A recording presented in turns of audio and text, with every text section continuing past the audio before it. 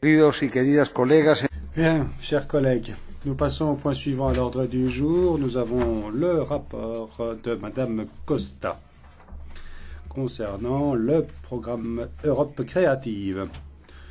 Nous allons passer la parole tout d'abord à Madame le rapporteur, à notre amie Silvia Costa, qui dispose de 4 minutes pour son intervention, comme elle le sait bien. Si elle utilise les 4 minutes, il lui en restera 2 pour clore le débat. Et si elle parle pendant 6 minutes, elle n'aura plus de temps pour clore le débat. Et si elle décide d'en faire 3, eh bien ça fera 3. Sylvia, je te passe la parole. 4 minutes. Grazie, Presidente. Merci, Monsieur le Président, Madame le Commissaire. Nous avons ici un nouveau programme Europe créative. Le texte a fait l'objet de longues négociations avec la Commission et le Conseil. Ce texte nous amène à une nouvelle ère. Nous allons valoriser la diversité linguistique, promouvoir le patrimoine culturel, matériel et immatériel, et également rendre l'audiovisuel plus compétitif. Ce sont autant de points que nous avons voulu défendre au Parlement, parce que la culture est un élément dual, la culture en tant que telle, mais également économique. Et donc, suite à cette crise économique la plus grave que nous avons connue depuis la guerre, la culture, l'innovation, la recherche sont des éléments essentiels. Sylvia, interrompt le président, Sylvia, tu parles un peu trop rapidement pour les interprètes, donc essaye d'adapter ton débit au travail des interprètes. Merci.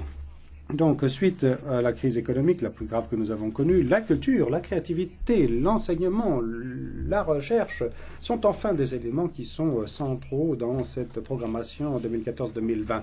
Ce sont les seuls programmes pour lesquels il y a des augmentations par rapport aux coupes opérées par le Conseil. Dans Europe créative, nous avons misé sur justement l'Europe de la création, conformément au livre vert de 2011, en misant surtout sur les qualifications des jeunes.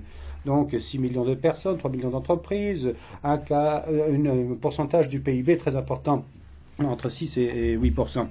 Il y a également tout le passage au numérique qui a modifié complètement tout ce qui concerne la distribution, la production en matière de culture. Tout cela est reconnu dans le nouveau programme. Ce nouveau programme se concentre sur le créateur, mais également sur l'ensemble de la chaîne de promotion, dirais-je, avec une promotion au niveau international aussi, en misant surtout sur le public. Dans un récent sondage Eurobaromètre, on s'est rendu compte de quelles étaient les relations entre les citoyens et les produits culturels. Il y avait une espèce d'éloignement.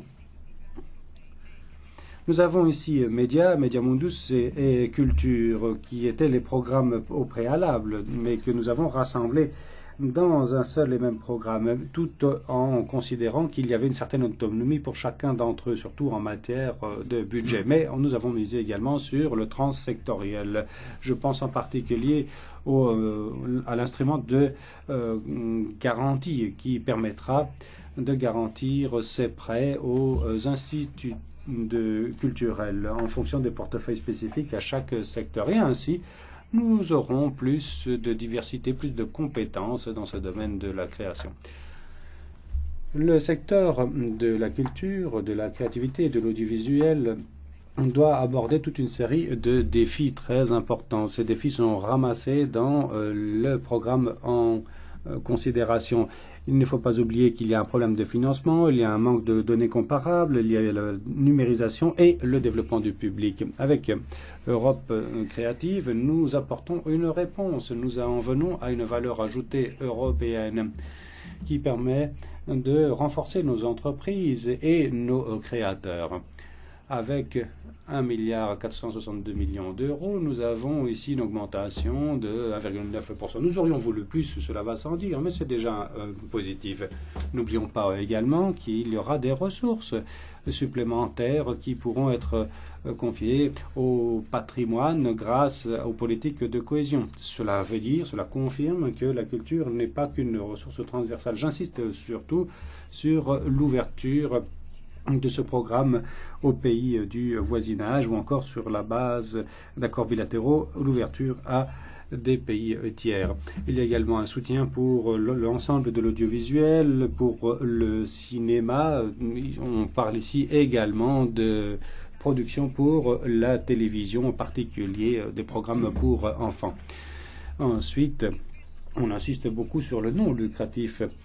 Nous favorisons aussi la circulation des œuvres grâce à toute une série de plateformes et de réseaux, sans oublier les vidéothèques, médiathèques qui permettent de former les jeunes et qui garantissent cet accès aux personnes les plus défavorisées.